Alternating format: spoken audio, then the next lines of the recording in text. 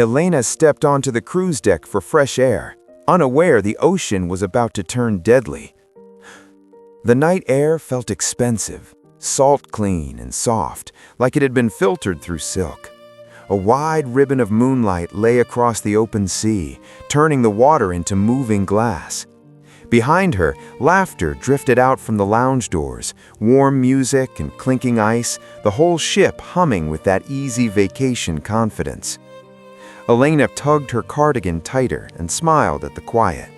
No crowds, no camera flashes, no announcements, just the deck lights, the distant churn of the ship's wake, and the endless dark horizon. Skipper padded beside her on a small harness, his paws making tiny, careful sounds against the damp deck. He wasn't the kind of cat who feared travel. He watched the world like it was a puzzle he could solve, ears tilting, whiskers twitching, nose tasting the air. Elena had rescued him from a harbor town years ago, a skinny kitten with storm-gray fur and eyes that seemed to recognize weather before it arrived.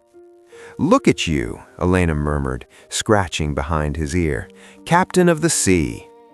Skipper blinked slowly, then lifted his face toward the wind, as if the air itself had spoken. At the railing, Elena leaned her elbows on cool metal and let the ocean fill her lungs. Somewhere below, water slapped against the ship's side in a steady rhythm, comforting, predictable. Her shoulders loosened, her jaw unclenched. For the first time in months, she felt like she could breathe without thinking about it. She looked down at Skipper. "We should head back soon. It's getting chilly." Skipper didn't answer the way he usually did. No soft meow, no gentle headbutt against her shin. Instead, he froze. His ears snapped forward, his spine tightened like a drawn string, and his tail, usually relaxed, flicked once, hard, like a warning. Elena followed his gaze. There was nothing, just dark sea and the ship's long, shining edge. But then, the wind shifted. It wasn't dramatic at first, just a subtle change, like someone turning a dial. The breeze that had been cool and steady became sharper, more urgent, pushing sideways instead of softly brushing past. Skipper moved closer to Elena's ankle, pressing into her like he needed to anchor himself. His fur lifted along his back in a faint ridge. "Elena," a couple walked past, tipsy and cheerful, and the man waved. "Beautiful night, huh?" "Yeah, perfect." Skipper made a low sound, more vibration than meow, his paws shifting, restless. He sniffed the air again, then turned his head toward the far end of the deck, where the ocean looked darker, thicker, like ink pooling. Elena didn't realize she had stopped breathing until she heard herself inhale. The horizon had changed. Not visibly, nothing you could point to and swear in a report, but the air felt heavier, like it carried a secret.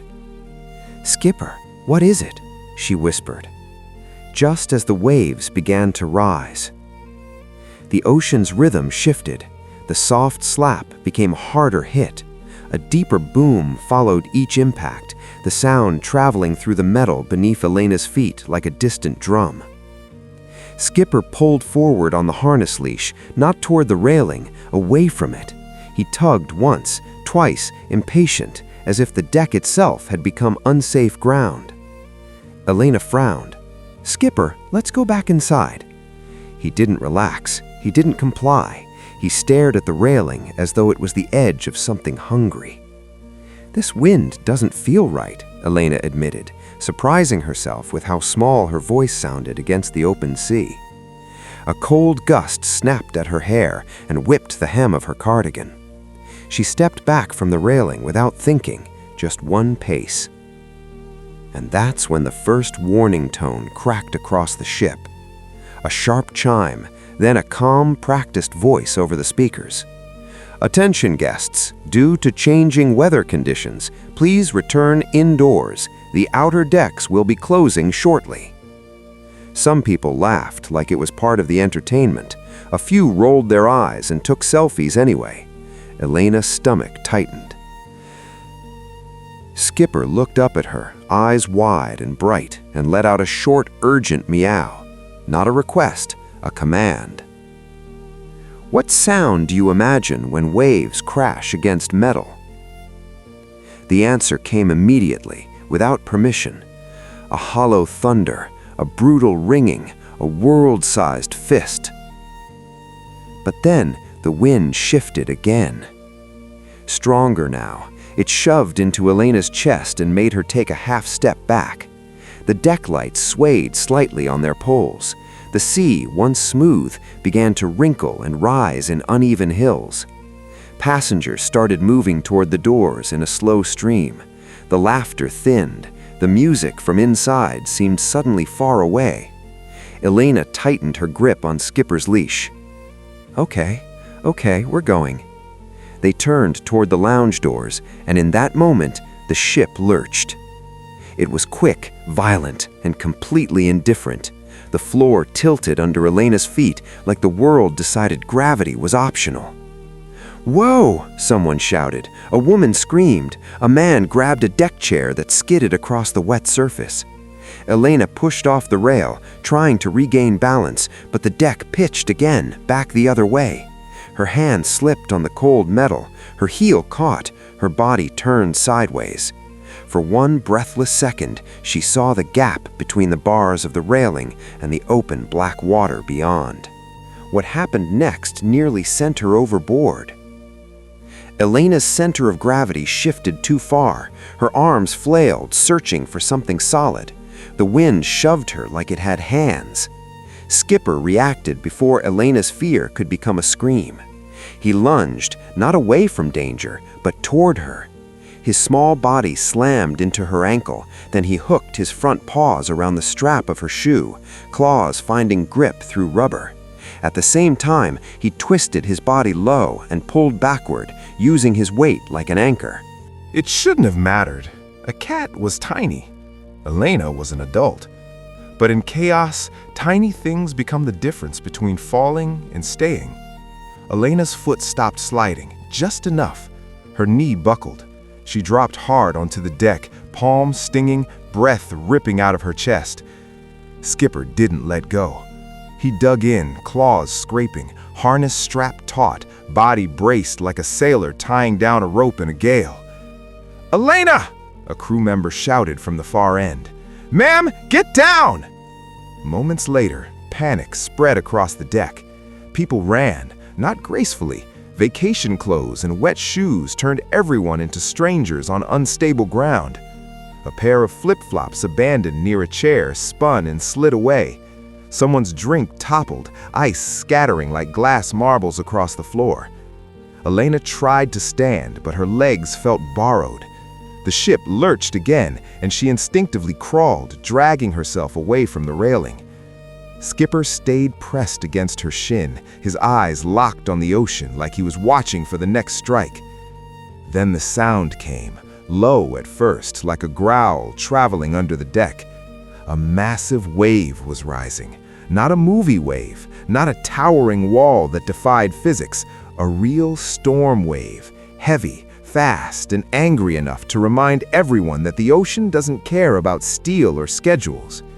The ship dipped into a trough, the deck angled, and the wave hit. A sheet of water slammed across the deck with brutal force, spraying salt and cold into Elena's face. It wasn't a flood, but it was enough to knock feet out from under people who were still standing. Elena felt the water drag at her sleeves, trying to pull her like a hand toward the railing. Her fingers scraped for grip. Her breath became a shout trapped in her throat. Skipper threw himself across her forearm, pinning it down with his whole body, keeping her from being yanked sideways. His claws caught fabric. His weight, his stubborn refusal, his instinct held her in place. "Everyone off the deck, now!" a crew member barked, voice cutting through the storm like a blade. Two crew members sprinted in, moving low, practiced, grabbing at anyone within reach. One of them slid on a knee beside Elena. "Ma'am, can you move?" Elena coughed seawater. almost went over. The crew member didn't waste time with reassurance. He grabbed her under the arm. Another grabbed the leash and Skipper's harness carefully, keeping the cat from getting stepped on or swept. "Elena, hold on!" the crew member ordered. They hauled her toward the doors in a staggered rush, timing their movements between the ship's lurches. Elena's heart hammered so hard she felt it in her teeth. Skipper was trembling now, but he stayed alert, head turning, ears tracking, body tense like a compass pointing to danger. Inside, the air was warmer, but no one felt warm. Wet passengers clung to railings and tables, faces pale, eyes wide. Some were crying, some were laughing shakily, like their bodies didn't know what else to do. A staff member handed Elena a towel. "Sit, please." Elena lowered herself onto a bench, hands shaking so badly she could barely wrap the towel around her shoulders. Skipper jumped up beside her without permission, paws planted, eyes still fixed on the sealed glass doors that led back to the deck. Only then, when she was sitting, contained, alive, did Elena feel the delayed crash of emotion. She pulled Skipper close, burying her face into his damp fur. "You didn't let go. You saved me." Skipper let out a soft, shaky chirp, then pressed his forehead under her chin like he was checking her pulse. Outside, the storm continued, wind howling, rain streaking the windows, the ship rising and falling with a heavy, relentless motion.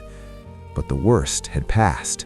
The crew had cleared the deck. The ship had turned slightly, adjusting its angle to the waves, riding them instead of fighting them. Storms don't end with a snap. They loosen their grip slowly. Minutes felt like hours.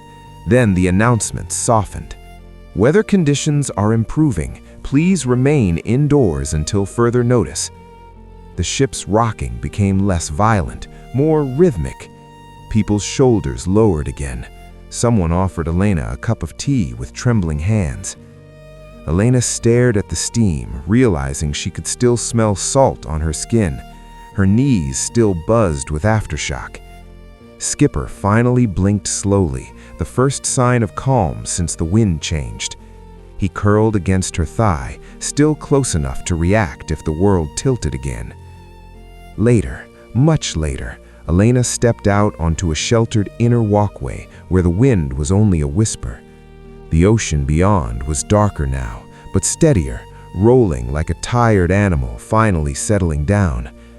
The sky began to clear at the edges. A few stars returned, shy and distant. Elena looked down at Skipper. "How did you know?" she asked softly. Skipper didn't answer in words.